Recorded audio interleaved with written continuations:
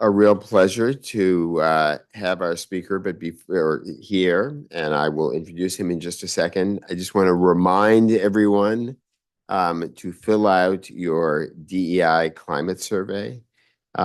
Faye would very much appreciate it, as would I, and so please do it. I stood up and I said, I do without notes, because I've known Shridar Ganesan for a long time. And Shridar has, over the course of his career, taken a trip up and down the East Coast. He was an undergraduate at Princeton, a Yale MD PhD student. And we actually overlapped here a little bit way back in sometime in the past. And then was a resident at the Brigham and a fellow at Dana-Farber, and stayed on there and worked for quite a number of years in the lab of the late and great David Livingston.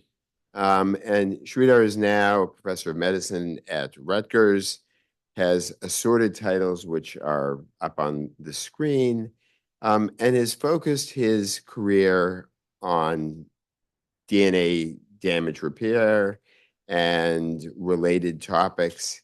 Back now, probably close to 20 years ago, when we were both at Dana-Farber, I pulled Shridar out of the lab. He was totally focused in the lab at the time, and he and two other people came to the clinic half a day a week. And I said, this is the way I'm mixing up the clinical people and the lab people. And I think it was a pretty successful experiment. I said, I don't care how many patients you see, just show up. And to this day, Shridar still sees patients with breast cancer, and is interested in both breast cancer and rare tumors as well, which he may or may not comment about. And today, his topic is identifying and targeting DNA repair mutations in cancer. Shridar, it is a pleasure to have you here. We actually have a plaque for you, which you can, oh, and Roy's going to take a picture of the two of us with the plaque. Gotta have a photo here. Expect to see it hanging in your office next time we visit. Oh, absolutely. There you go. And I'll keep this for you. Thanks for being here. All right, thanks. That's a very kind introduction. Thanks so much. It's such a pleasure to be back here at Yale. I did spend 8 years in lovely New Haven, even though at that time I had long hair and a ponytail. Actually, that stayed during fellowship and when I first met Eric as well. And I am incredibly indebted to both Eric and Judy Garber for really bringing me into the clinic and has started my career in taking care of patients with breast cancer, which has been, incredibly rewarding. So today I'm going to talk to you. It's a little bit of history of kind of DNA repair defects in cancer, some stuff that I did originally in David's lab, and some more work right now that's we hope is a little more clinically applicable, as well as some of the underlying basic science. And the idea is, I have to tell this audience. Oops. All right. So these are my disclosures. So I do a lot of research. My wife is an employee of Merck. And, I just want to stop by. Yes, a lot of my work is done with David Livingston. And this is David Livingston in his natural habitat, which is surrounded by his former trainees. So there's, Sharon Cantor, who cloned BRIP1 or FANK-J, Bing Shah, who cloned and characterized PALB2 in the lab, and Ronnie Drapkin, who contributed to the identification of the cell of origin of high-grade serous ovarian cancer in his lab. And David passed away unexpectedly a couple of years ago, and the Farber is a much quieter and less interesting place, I think, with his passing. But I'm greatly, a lot of what I work was really, he grabbed me when I was a senior resident, and I had no idea who he was. And within 5 minutes of meeting him, somehow I'd agreed to work in his lab. All right. And so, obviously, talk a little bit of background of BRCA1 and BRCA2. If you kind of look at families that have, I don't know, there's a point here, who have high-risk disease. If you look at families in which there's multiple members that have breast cancer, a small proportion of them are due to Mendelian, high penetrance Mendelian genetics. So in those families that have high penetrance. About 15% are associated with germline mutations in BRCA and BRCA2. There's a small percentage of others. PALB2 is probably the most predominant one. We'll talk about it's probably the closest thing we have to BRCA3 in terms of being a high penetrance gene. And then there's SNPs and other protected SNPs, perhaps contributing for many of them, and then unexplained or, breast cancer is common, so there can be clustering by chance in a common disease that also can be seen in a bunch of these. And for a while, I'm going to talk a little bit about the BRCA1 cancer syndrome. Okay, so women carrying a mutant allele BRCA1 have a greatly increased lifetime risk of breast and ovarian cancer. Actually, the relative risk is much greater for what we used to call ovarian cancer than breast cancer. All right, because ovarian cancer or fallopian tube cancer is rare. The tumors that arises when all have undergone loss of heterozygosity, we've lost the wild type allele, implying the BRCA1, and we'll talk about this, really functions as a classical tumor suppressor. And men with the BRCA1 mutation have little or no phenotype that's discernible. Right? And the cancers that arise, tend to have early onset. So this is kind of the distribution of age of onset. The bottom line here is kind of the incidence in the general population over time of breast cancer.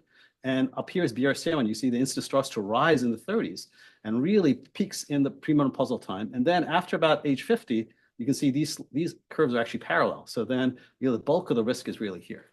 All right. This is BRCA2 and PALB2. So BRCA2 and PALB2 have a slightly different kind of age of onset, and the risk occurs a little later and continues to increase. And PALB2 is very similar to BRCA2. All right. And these are high risk. These are much less penetrant, and we won't talk about them that much today. All right. And so when BRCA1 and BRCA2 were first cloned, everyone assumed that because it was associated with breast and ovarian cancer, that would have some sort of lineage-specific role. That it was somewhat to be something with the biology of the breast or the ovary. And when I was a senior resident, we made the first antibodies against BRCA1 that actually worked and were validated. And we found, to our surprise, back then in David's lab, that BRCA1 instead was not lineage restricted, but cell cycle restricted. Any cell that passed the G1 transition expressed BRCA1 of these beautiful little nuclear foci. All right, so it was cell cycle restricted, not lineage restricted. And for tumor purposes, it was kind of unusual because if you took out BRCA1, the tumor didn't grow better, cells didn't grow better. They all crashed in a partly P53 dependent arrest within a few cell cycles if you took out BRCA1. All right, so it was cell cycle dependent, and without it, cells just crashed. All right. At that time, BRCA2 was also cloned and identified. And if you remember, BRCA1 and BRCA2 were identified by classical genetics by Mary Claire King. All right. And when ultimately BRCA2 was cloned, I always say BRCA1 and BRCA2 are 80% identical by name, but 0% identical by sequence or anything else. They're completely different proteins. All right. And with little homology to any other known proteins. And it's another large gene. And interestingly, despite the fact that they're completely dissimilar proteins, some of the characteristics of BRCA1 also, these are also not lineage restricted, but came up during S phase in beautiful nuclear foci that co-localized with BRCA1. This is work by Daniel Silver and Junji Chen in David's lab. All right. So, and people often talk about BRCA, the BRCA and BRCA, but they're actually very completely different genes. They're just in the same pathway. It was not necessarily obvious that they would be. Right. And even though a lot of work has gone into what the fundamental function in which BRCA1 works in, so there's lots of data on transcriptional regulation, genomic regulation, epigenetic regulation. The fundamental thing is that without BRCA1, if you have a cell that goes without BRCA1 through a couple of S phases, the chromosomes fall apart. All right, so these are mouse chromosomes in which we've taken out BRCA1, and this is after a few cell cycles. The normal chromosomes in mice should look like these, acrocentric. All right, but you take them out, all of a sudden the chromosomes fall apart. You see quadraradials, chromatid deletions. All right, so BRCA1 is incredibly important for normal S phase maintenance. All right.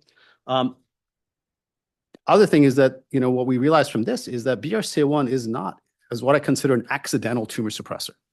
All right, its main function is an S phase to keep the chromosomes alive. A rare consequence of its dysfunction is cancer. If you look at women with a BRCA1 mutation, they have about a 50 to 60% lifetime risk. So imagine that of breast cancer. Imagine that all trillion of her cells are heterozygous. There's only a 50 to 60% chance that one of those trillions of cells will acquire the changes necessary to get cancer, right? So this is not P53. You get multiple cancers early in life. This is not APC, where by the time you're 20 or 30, your colon is filled with premalignant polyps. This is not NF1, all right? This is a per cell basis, very rare. Obviously, with a trillion cells, it's inevitable. So always consider BRCA1 a rare consequence of its dysfunction is cancer. All right. I tell my students, actually, it's like, having a shoelace. If you have, your shoelace is untied, the chance of it catching in a bicycle gear is greatly increased. But the shoelace is not a bicycle chain, catcher suppressor. All right. It is a rare consequence of its dysfunction, unlike many other classical tumor suppressors. That's the way I think about it.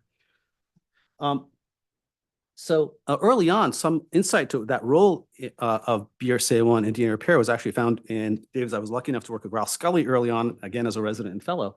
And we found that, hey, one of the, that BRCA1 is really involved in S phase, in part, doing a DNA repair and specific DNA double-strand break repair. We found that BRCA1 mutant cells are very sensitive to radiation therapy. And if we look at the dynamics of repair using an old technique called pulsed field gel electrophoresis, all right, in which we look at the dynamics of how DNA breaks are repaired. Normal cells have a biphasic repair. You get 80% of the DNA breaks are resolved in the first 2 to 3 hours, and then the rest of the breaks are resolved in the next 24 hours. All right, it's kind of biphasic annealing of DNA double-strand breaks. In BRCA1 mutant cells, we noticed early on that the original phase of repair looked fine, but it lagged afterwards.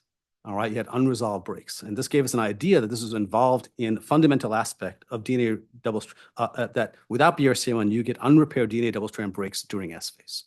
All right. Work by a variety of laboratories, especially Maria Jason, further refined the role of BRCA1 to what we understand today, our current story, which is that BRCA1 is involved in homology-mediated repair. And to step back, imagine that when you have a DNA double-strand break in a cell, you have two problems the cell has to face. One is the DNA strand is broken. You have physical integrity of the chromosome is now disrupted. The second is informational loss. All right. So often DNA double-strand breaks are often single-strand breaks. When you have a single-strand break, you have a little resection at the end and you fill back in. DNA double-strand breaks are often two single-strand breaks that are near each other. You resect both areas and all of a sudden, oops, you have a DNA double-strand break. All right. And there you've lost information. The nucleotide sequence there is gone. All right. And so there's an informational challenge, which is to restore that information that's lost at the edges of the DNA double-strand break.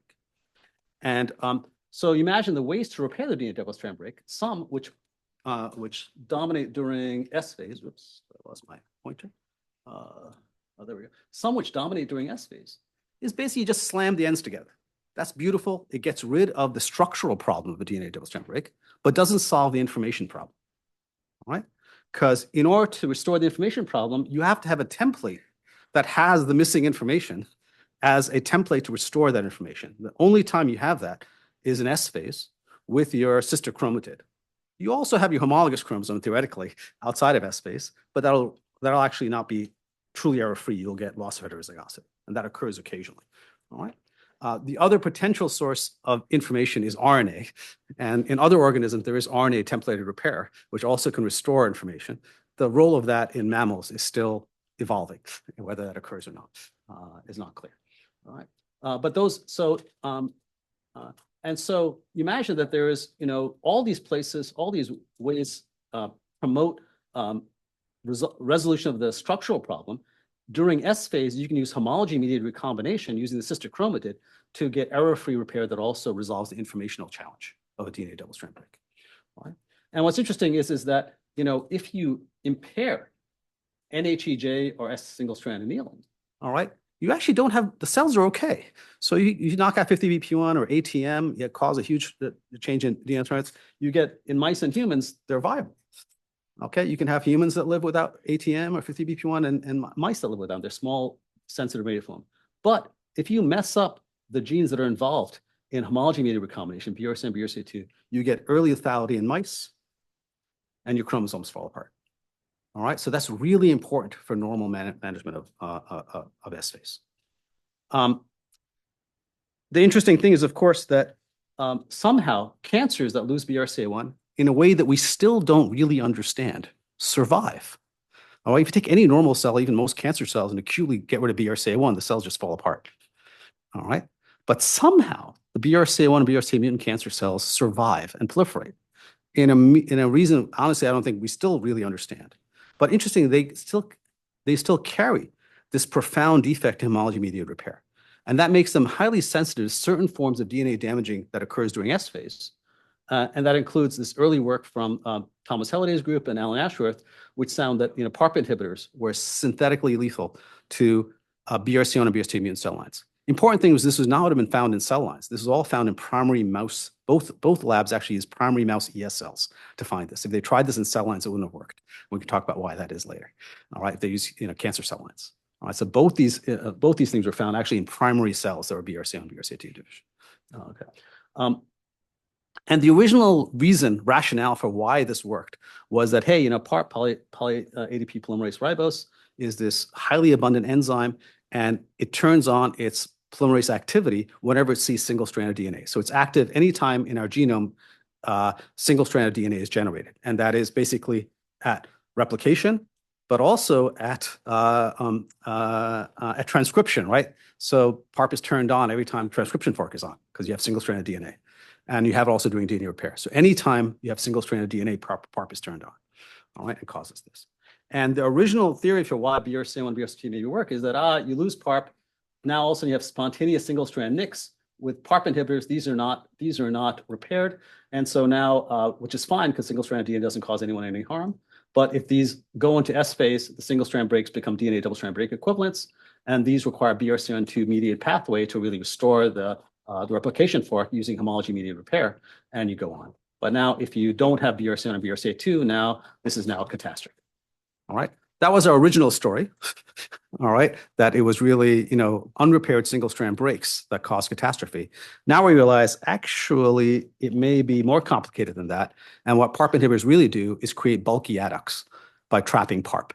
And the lesion that BRCA1 requires is a bulky adduct. All right, that's caused by PARP trapping by the inhibitor. All right, that's our second story that we had for why these work. Now there's several more stories that are coming on, which I won't go into, that it may be single-strand gaps or replication, transcription interference that are now coming in to figure out how PARP is. But it's showing that actually our story of why PARP inhibitors work, all right, is still in evolution in terms of how it works. The other thing is that it's clear that, at least in our clinically active drugs, the activity of the drug increases with the PARP trapping ability. So talazoparib is, and also the toxicity, increases with the PARP trapping ability. So talazoparib is a much better drug than veliparib in terms of PARP trapping, and is actually much better single agent in BRCA and BRCA mutant cells. This tells us something very important in that actually other drugs that cause bulky adducts are also very toxic to BRCA and BRCA mutant cells. So platinum, topoisomerase inhibitors, topo trappers, alkylators, especially bifunctional alkylators, are also incredibly potent to BRCA and BRCA2 mutant cells. All right. So classical chemotherapy is also in part highly, we'll talk about this targeted therapy for BRCA and BRCA mutant cells. And so the cool thing is this early identification of the sensitivity of BRCA and BRCA mutant cells to PARP inhibitors translated from a Nature paper in 2005 to a phase 1 study that was published in the New England Journal of Medicine 4 years later in 2009. All right. And we talk about why PARP inhibitors are actually already in development as protectants for ischemia, because they thought PARP was the final pathway of death for perfusion injury in stroke and heart disease. And so they were already in development, but they were repurposed to this. And they found that, hey, this is kind of wild. This is a phase 1 study in New England Journal of Medicine in which the entry criteria was a genomic event, all right, which is germline BRCA1 or 2 mutation, all right, and showed activity on a variety of different things. And this led to, after a little bit, as you guys, some of you might remember, after a little bit of a misadventure with iniparib, which ended up not being a PARP inhibitor, all right, and which kind of sidelined the field for a while. Once we recovered from the iniparib catastrophe, finally they got back on track, and now we have multiple approvals for PARP inhibitors for BRCA and BRCA mutant disease in a variety of settings. All right, but it's clear that none of these in the setting, especially advanced disease, are curative. And there are multiple mechanisms of acquired resistant to PARP inhibitors, which are very informative in us both understanding the basic biology of BRCA1, BRCA2, and its role in tumorigenesis. So if you take cells that are BRCA2 mutant and bathe them in platinum, ultimately you will get cells that are resistant. Similarly, this is with Yas Yonkers and us. If you take mice that are BRCA1 mutant and treat them with olaparib, initially you have beautiful responses, but then you'll have outbreaks of PARP-resistant tumors that pop up over time. All right? So the mechanisms of acquired resistance are actually quite informative and frightening, all right, and tell us a lot about the biology of BRCA1 and its role in repair. All right. So the first thing that was figured out was by both by Alan Ashworth and by Toshi Taniguchi was the concept of reversion mutations. And I'll remind you guys that most of the BRCA1, this is BRCA2 mutations and BRCA mutations are frame shift mutations that introduce a premature stop codon. All right. So for example, here's a classic one. There's a frame shift here, which theoretically will cause a truncated protein by putting a premature stop codon. All right. Both of these, actually, most of these mutations actually don't create a truncated protein because of nonsense mediated decay. All right, so you guys remember, if there's a stop codon that's near a splice acceptor site in RNA, that RNA is tagged as being bad, and you get nonsense mediated decay. So most of these are functionally null, all right, except unless you're in the middle of a big exon or the very terminal exon where nonsense mediated decay is you can escape from. All right, so these are all functionally null. All right, most of these. All right? So then what Alan Ashworth did in this paper was take cell lines that had this truncating mutation, bathed them in platinum, got resistant cells, and then took the resistant cells and resequenced BRCA2. And what he found was that in the resistant cells, what happened was the resistant cells had required a deletion that deleted the exon that contained the frame shift. And the edges of the deletion were such that actually the gene was put back in frame. All right. And so it converted a functionally null frame shift into an internal deletion that created a functional protein. So hypomorphic protein that was functional in repair. So it was a secondary mutation that actually fixed the first mutation. All right, so reversion mutation, frightening. You see this in yeast, but now we're seeing it in humans. All right, and really shows that, hey, this is so-called reversion mutation that really shows a mechanism of acquired resistance. So this is in BRCA2 in cell lines. This is work from Toshi and Susan Swisher in human cells. So this is with BRCA1. So this is initially a patient with ovarian cancer that had a truncating mutation, a classic truncating mutation in BRCA1, 2594 del C. It was highly sensitive to platinum initially. Upon platinum resistance, they resequenced the tumor. And this tumor had, in addition to the 2594 del C, had an 11 nucleotide, an 11 nucleotide deletion downstream. And so all of a sudden 11 plus 1 is 12. 12 is divisible by 3. You're back in frame. All right. So it basically converts a frame shift mutation into, again, a small internal deletion. All right. Putting the gene back in frame and having the cells produce BRCA1 again. All right. With a small internal deletion. And if you look at the edges of the deletions, they all have microhomology.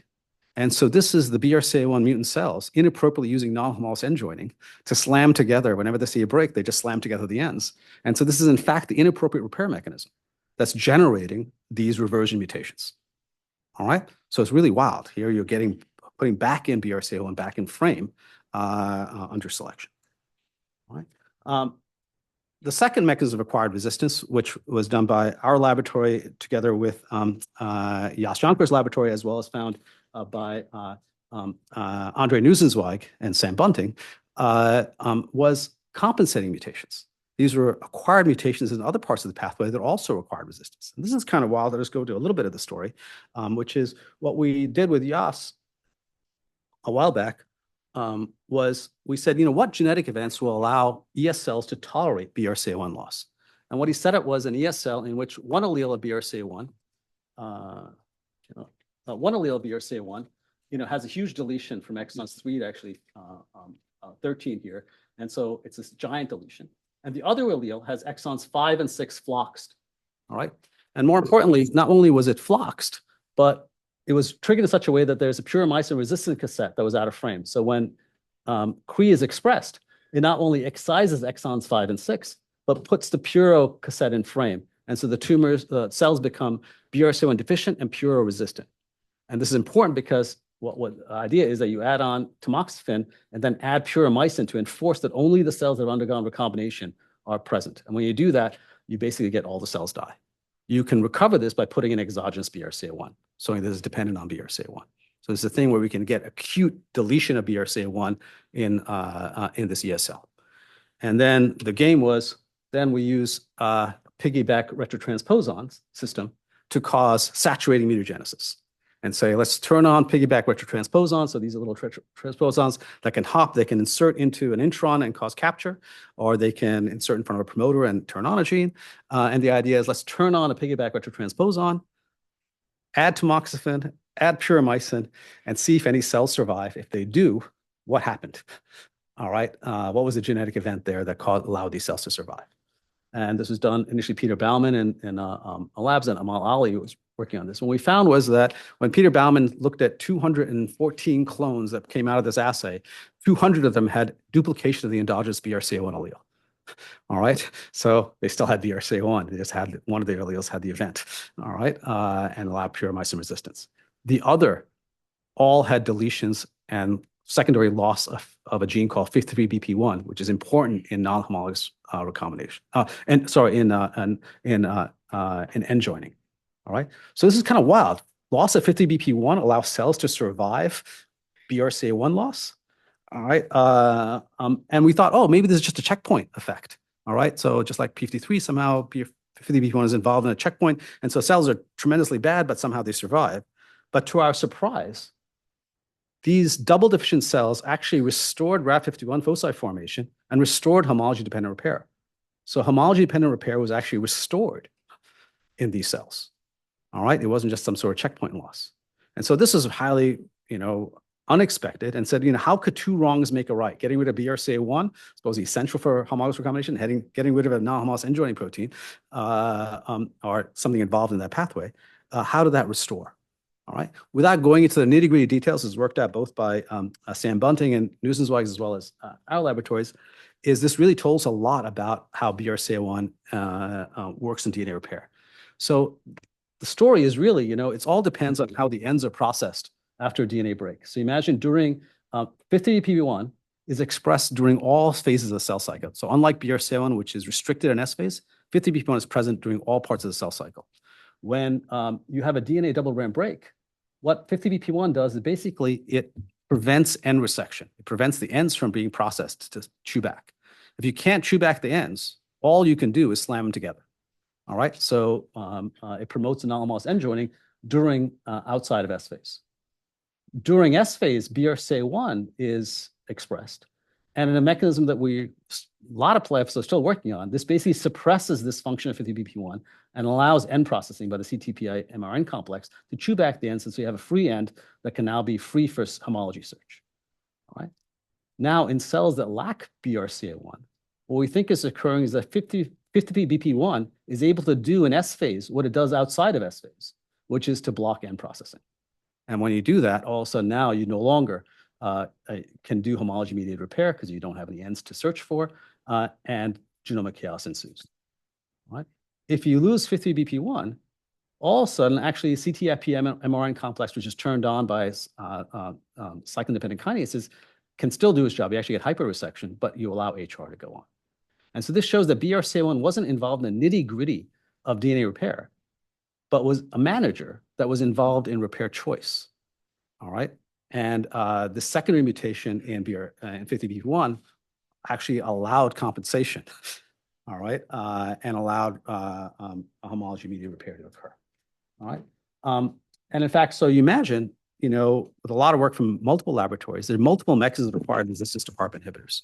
All right. And we kind of, in this review, kind of characterize this as several independent potential mechanisms, and understanding the mechanism of resistance is really important to understand how to, deal with it. So one is that there are drug-specific mechanisms that I've seen on top.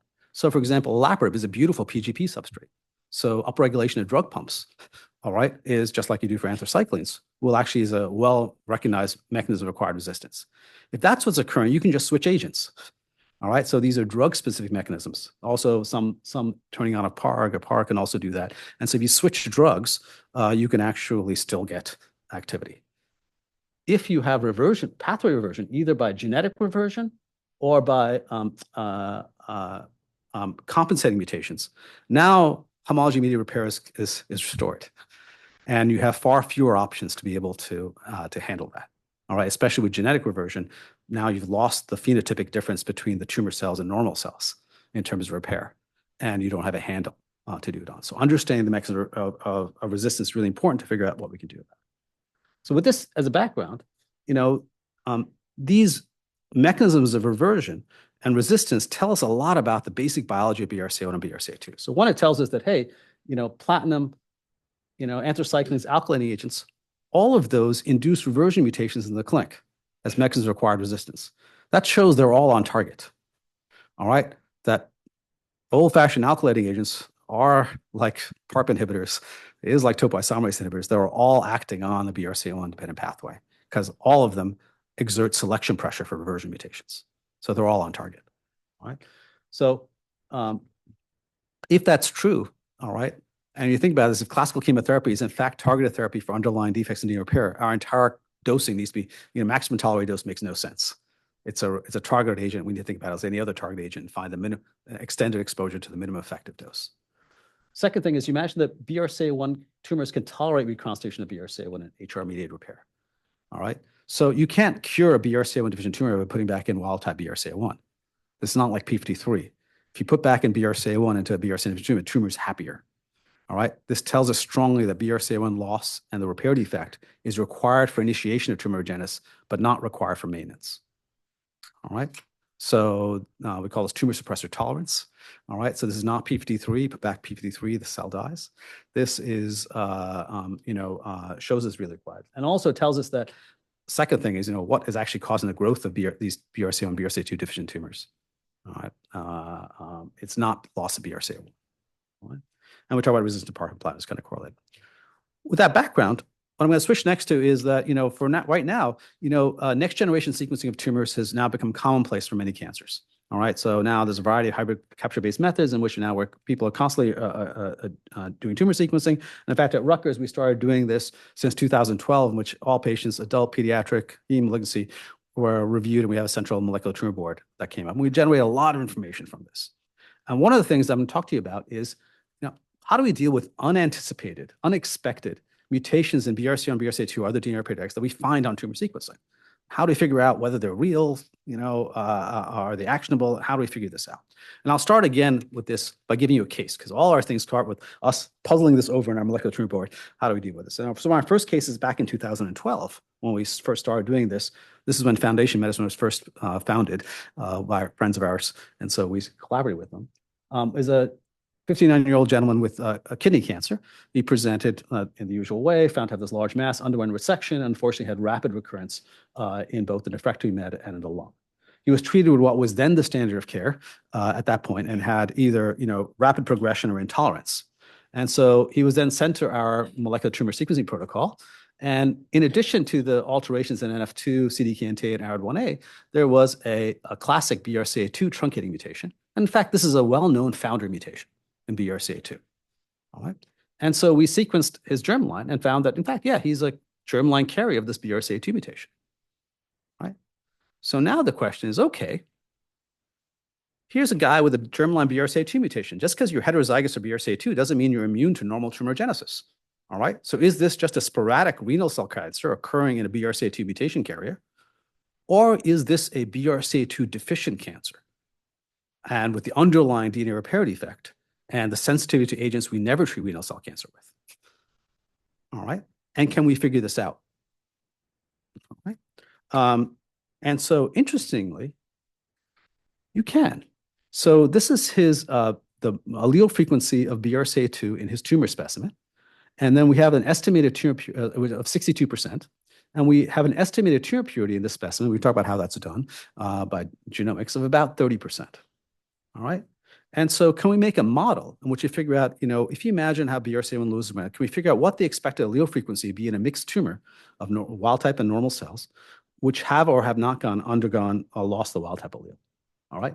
And the cool thing is, next we can use this is done through hybrid capture-based sequence. And so imagine you make a very simple model in which 70% of the DNA that we sequence from this tumor, it comes from stroma. And like the rest of his body, it will give you one mutant allele of BRCA2 and one wild type allele. 30% of the DNA is coming from his tumor. All right, it'll certainly give you one mutant allele. And we know how BRCA2 for the most part undergoes loss of heterozygosity. You get large deletions around the locus. Interestingly, mechanism unclear. Right? So if that had occurred, you'd get no allele at all. All right. And so then the estimated tumor allele frequency in this setting is the number of mutant alleles over the total alleles, so 100 over 170, or you'd expect an allele frequency of 58%. All right. The null hypothesis here is 50%, right? That's just germline with no LOH. So can we possibly tell the difference between 50 and 58%? All right. Cool thing is that with hybrid capture-based sequencing, we'll go into details, basically because the depth there, with hybrid capture-based sequencing, you randomly fragment the genome so that every read should have a different start site. All right, if you see a lot of reads with the same start site, it's actually a PCR artifact. You can actually get numbers. So when they say it's a depth of 471, that means 471 different DNA molecules from the samples are read. With that, you can do statistics, okay, and actually put in confidence intervals. And to our surprise, all right, he had an allele frequency of 62%. This, with the confidence intervals around it for that depth, this rules in LOH and rules out lack of LOH. All right. And I didn't believe this initially because I was like, I expected this just to be carrier. And so because we had no other options at that time, we treated the patient with a platinum-based regimen, which we never treat renal cell carcinoma with. And the patient had a dramatic response. All right. And so we said, okay, here's a way we can start figuring this out. Can we figure out allelic status? Well, this is a one-off. We literally were doing this on the back of a napkin to figure out what this would be like. And so we said, imagine that we should be doing this for all our tumor sequencing. You imagine that in a germline setting, you can have, if there's a germline mutation, you can have, LOH by gene deletion. You can have LOH by gene conversion. This is what happens with p53, or you can have no LOH. And for each of these, you can write a relationship between the mutant allele frequency and the tumor purity. All right. So for example, here, if there's no LOH in the tumor, regardless of the tumor purity, the mutant allele frequency will be just 55%, will be 50%. All right. And the same thing, you do this for, somatic mutations too. Somatic mutations can either be, heterozygous in the patient, or for tumor suppressor can convert to homozygosity either by gene conversion or by gene deletion. So for example, p53 often does this, right? It undergoes LOH by gene conversion. All right. And again, you can write equations. And for our clinicians, we develop nomograms to help them understand this and use this. All right. So imagine here's the correlation between tumor purity in the specimen and the mutant allele frequency. All right. And in blue are all the lines that look at somatic alterations. In red are all the different models, no LOH, LOH by gene deletion, LOH by gene conversion for a germline mutation. And if we just use this, we just plot where our patient was, 30% tumor purity, mutant allele frequency of 61%, and put in the confidence intervals. You can see, it already matches one of these. And if you don't understand what the tumor purity is, you can slide the tumor purity around. You can say, hey, what models does it correlate? And if we knew nothing else, we could tell already that this is going to be a germline alteration with likely LOH by gene deletion. All right. The other mutations that are seen here, like ARID1A, should also fit in that tumor purity on one of these models. And they do. It's actually a way to figure this out. All right. And in fact, we started doing this for all our tumor sequencing to understand what the allelic status is. All right. This is why p53 always has a higher allele frequency, because it has undergone LOH by gene conversion. All right. Because there's 2 copies in every cell, not more cells have it. All right. And so, with this, with work from Nahed Jalul and Hussein Kiabanian, who's now at Generon, we actually made, models, calculators online we call Logic for LOH and Germline Inference Calculator, all right, in which you can take all the allele frequencies and tumor for a given tumor purity will help you identify the tumor purity and give you an estimate of what the model is for each alteration, whether it's somatic, germline, undergone LOH or not, all right, and also depending on the local ploidy too, which we won't go into.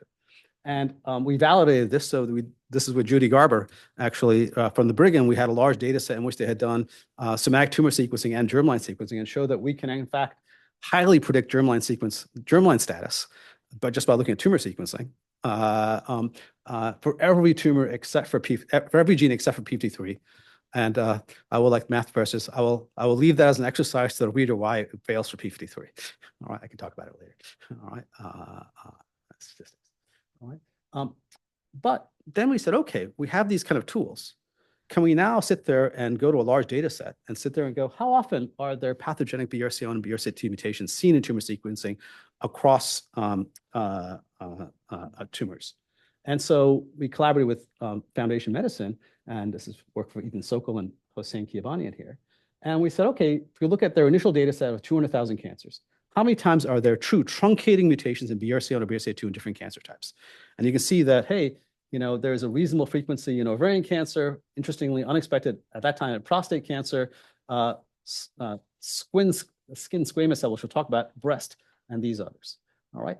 And you can see how, in addition to what we expected, all right, there's also things like squamous cell skin cancer and some of these others.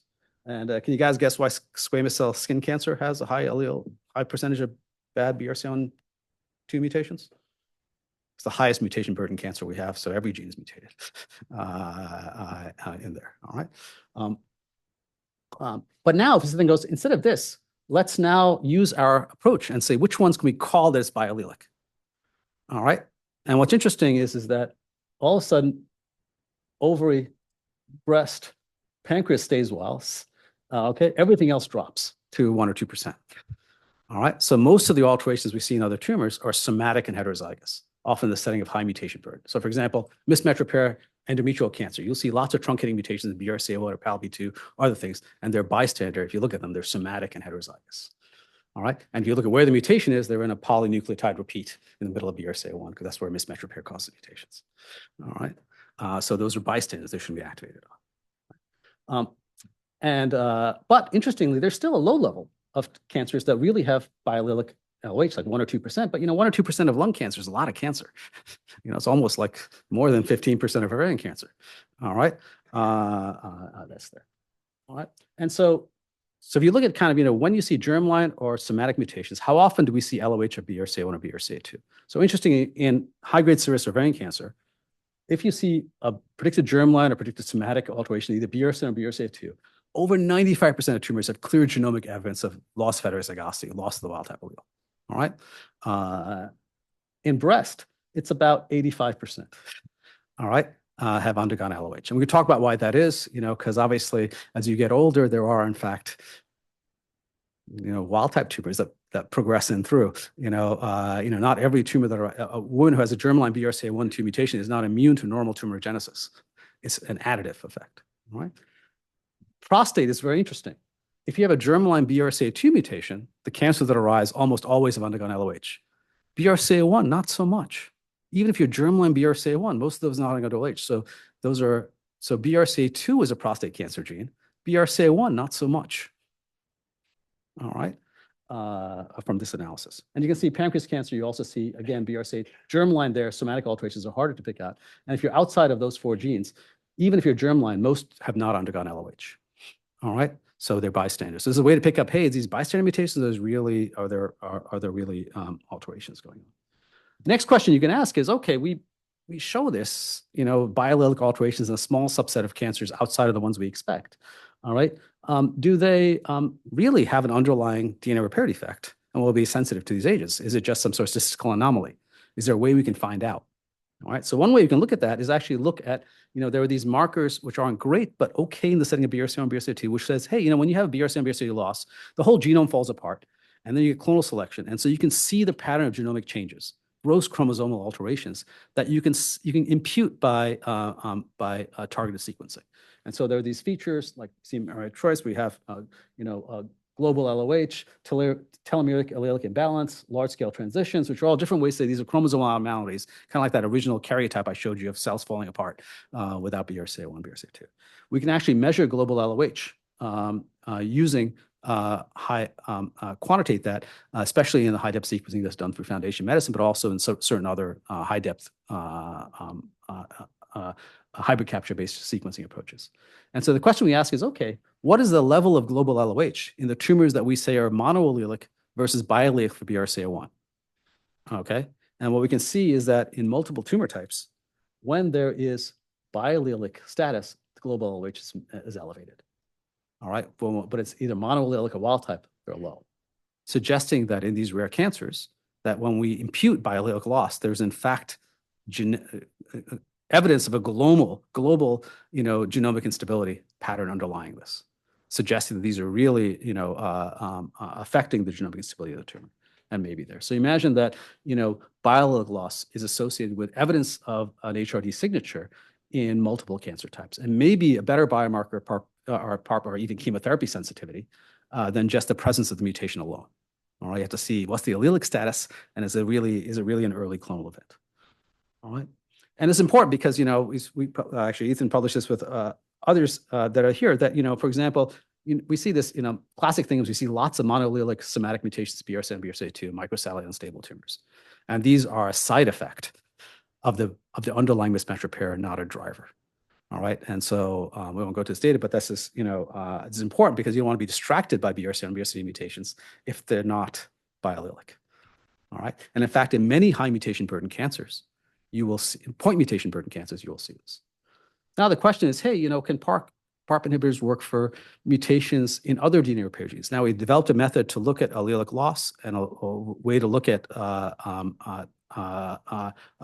global LH, at least in this kind of data. You imagine that there are a lot of genes which have been imputed to be associated with sensitivity to PARP inhibitors. They're core HR genes, which clearly are probably in the process. BRCA1 is partner BARD1, BRCA2 is partner PALB2, and the RAD51 paralogs. These are core. Lose any of these genes, it's lethal. These are all S-phase dependent. These are all the same biology.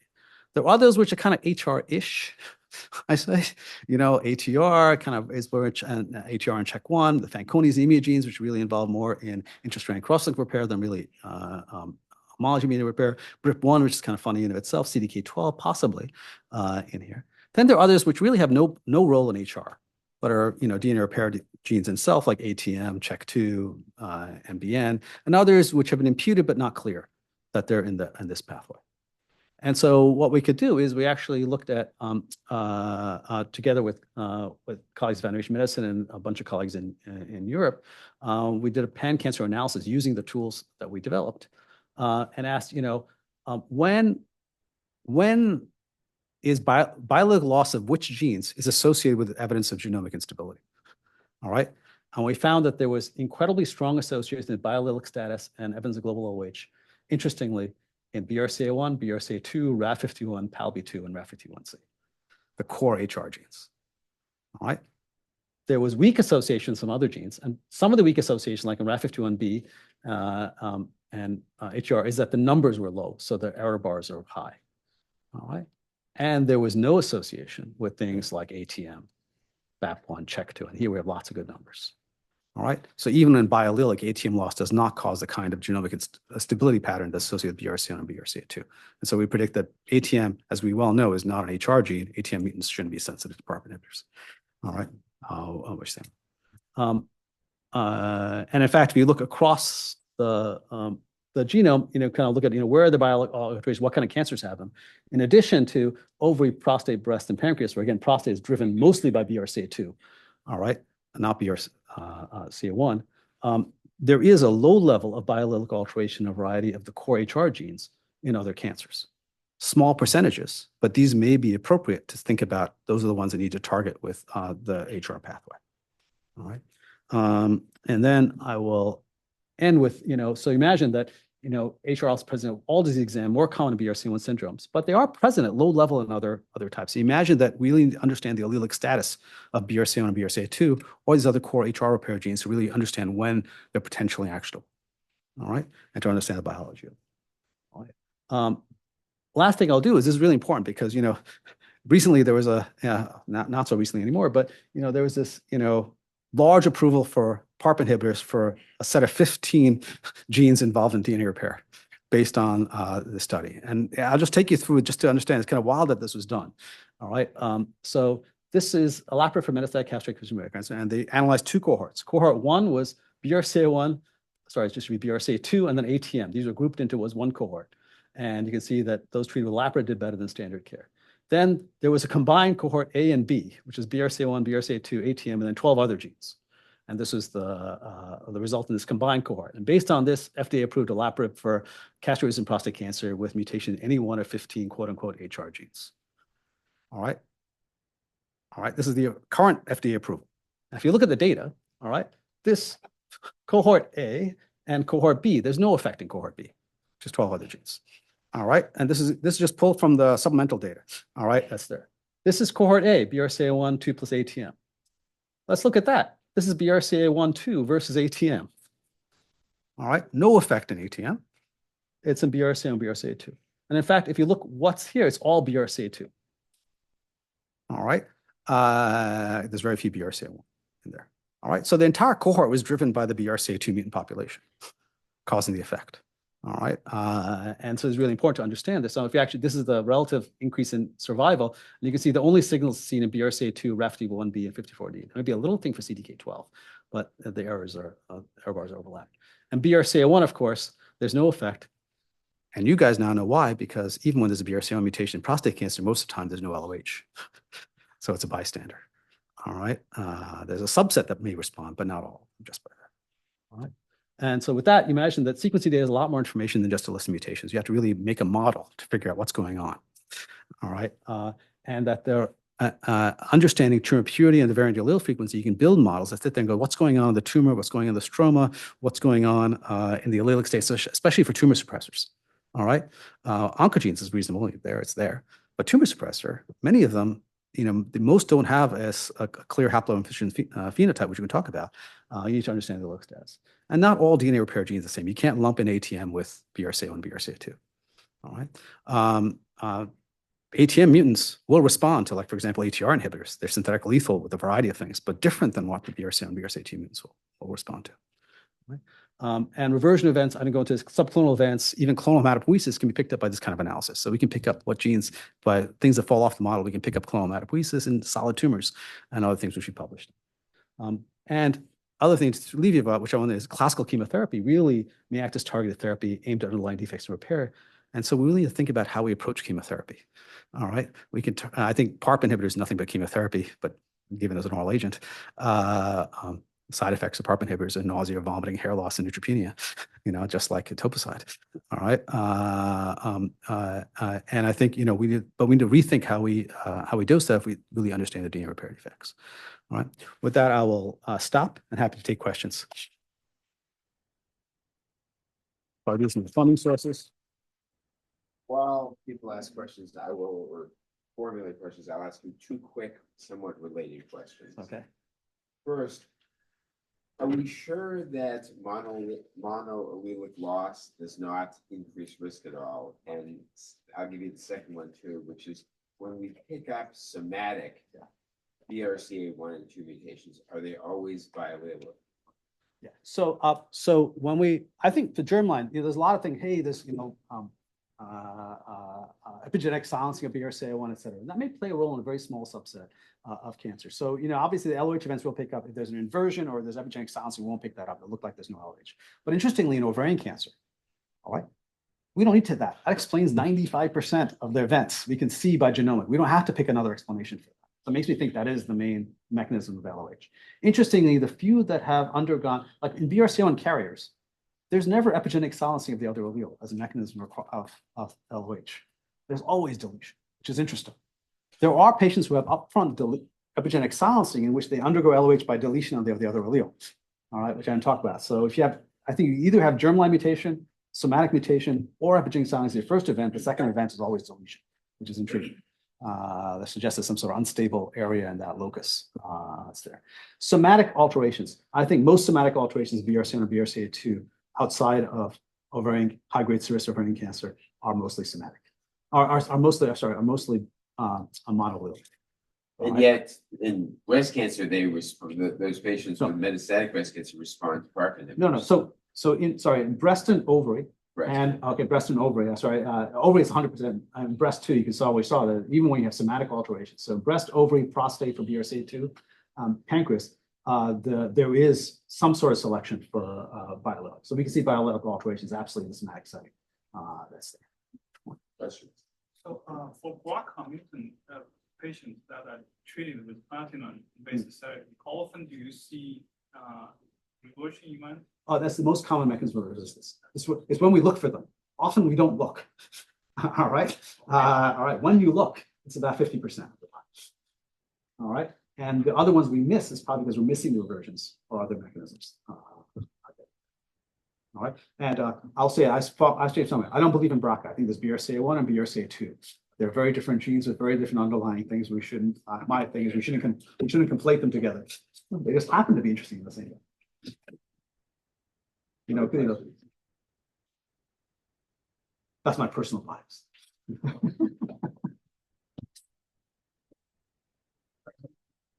Do you have a preference in sequencing them? What? When you have a BRCA mutant patient, how do you sequence them with platinums and PARP inhibitors and other? Yeah, I think, it's hard. Right now, our standard, our NCCN guidelines, or we treat them the same as anyone else, with the addition of olaparib in the early stage setting, right? In the advanced setting, we have no idea, all right, because they respond well to a variety of agents, because I think they're all hitting the same classical pathway. I think the PARP inhibitors, especially, are well tolerated. In some women are well tolerated in oral dosing. I have patients who prefer platinum to oral, couldn't tolerate olaparib, and I gave them either oral etoposide or low dose platinum and respond. But I think it's very complicated, and I think in some patients there's already a version even by the time you see them, depending on when see them. And I think in some ways there are many cancers in which I think a repair defect occurred early in the form of tumorigenesis and then reverts by the time you get a well-established cancer. BRCA1 is an unusual setting where we see that history occurring in front of us through selection, but it's there. But I think, we have to, another thing we don't understand is what's the co-mutational profile? What are the rearrangements that are present that are driving the biology of the cancer? And that's something we know nothing about. Yeah. I just have a quick question following up on what you just said, which I noticed you had a lot of, really clear, great. You're talking about mechanisms where they have it has a selective impact of this BRCA inhibition, has an effect on the oncogenic process of the cell, the growth and proliferation of the cell, because again. But another thing that these DNA repair mutations do is just cause mutations, right? So this is a completely separate kind of phenomenon that you haven't mentioned it. So I'm just wondering what context you might put for separating out the mutational effects. So for instance, early on in the generation of cancer, maybe they're just playing a role in creating a suite of mutations that then can be in the cancer. Absolutely. I think it's clear that BRCA1 loss is required for the initiating event of tumorigenesis, which is probably the alterations. And the big question to me was, I call it the missing drivers. What the hell is causing the growth of BRCA1 and BRCA mutations? Okay. What is actually causing the growth? Because you sequence them, shortly sequencing, you get p53 and nothing else. And then quote unquote copy the alterations. 10% of the genome, whatever gene you find will be quote unquote amplified in 10% of high grade serous. All right. And so sure, there's lots of genomic chaos, but underlying them, there's probably real drivers. And we actually have a large effort trying to find this. And what we see is there's not lots of in-frame regions. There's this entire story we did with Yassi Yonkers about out-of-frame rearrangements in tyrosine kinases that are present that are actually drivers. All right. And I think that's what's going to happen. It's going to be our classical drivers, but altered in ways that we don't currently understand as being driving alterations by the mechanism of mutagenesis. All right, because the mutagenic mechanism of BRCA and BRCA2 cancers is not quite mutations. It's genomic rearrangements and deletions, and we're ill prepared to actually interrogate that without current sequencing. Right? I think hidden there is the drivers. This is my hope. All right, and I think that these will be like non-small cell cancer, like 2% of this, 4% of that, 5% of this, because you cause mutagenesis and then selection. Okay, or some driver events that if we believe them. Shridar, thanks for a great talk. Thanks for being here. Really